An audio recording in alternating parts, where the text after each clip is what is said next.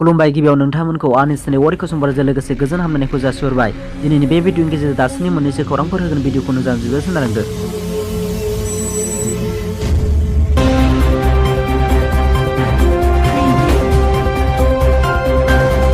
दानिया फै जों थांदिनि गुबै रादाबाव। माब्ला होगोन मेट्रिक आनजादनि फिथाइखौ बुंदों सेबानि अफिसारा। जालांनाय मेट्रिक आनजादनि रिजाल्टखौ मेदानाव होगोन। बेखौ मैया सेबानि आनजादनि कन्ट्रलार नयनज्योति शर्माया बुंदों। गुफुराव मैया फोसावनानै होदों बिथाङा। मख'जाथावदि मेट्रिकजों लोगोसे हाइ माद्रासानिखौबो लोगोसेनो होगोन। थांनाय 15 मार्चनिफ्राय जादोंमोन आनजादा। गासै 4,19,887 फरायसाफोरा आनजादखौ होदोंमोन।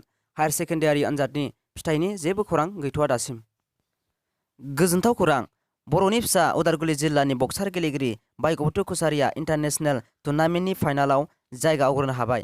बिथां बक्सारनि सेमि फाइनालाव जायगा आवग्रिनो हानाया बर' हारिनि गेजेराव जोबोद बाखनायथाव। मख'जाथावदि सोलिबाय थानाय थाइलेन्ड अपेन इन्टारनेशनेल टुर्नामेन्ट सेमि फाइनालशिप 2022 आव 75 केजि केटेगरियाव थाइलेन्डनि बक्सार गेलेगिरि पर्निपा क'टिखौ फेजेननानै सेमि फाइनालाव जायगा आवग्रिनो हादों। मिजिंथियो बोदो कसारिया फाइनालाव देरहासार जाना सनानि मेडेलखौ मोननो हायो।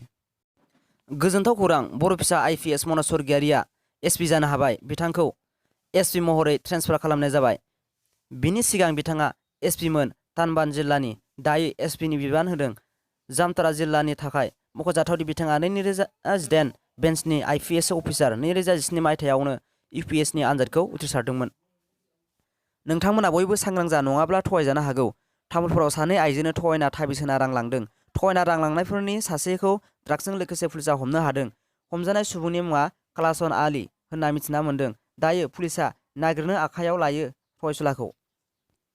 दासिमनि भिडिअ बेखिनियानोसै। भिडिअखौ नायना मोनजोबा लाइक आरो साबस्क्राइब खालाम, मानोना आं गोदान भिडिअ लाबोबाय थानो नाजागोन।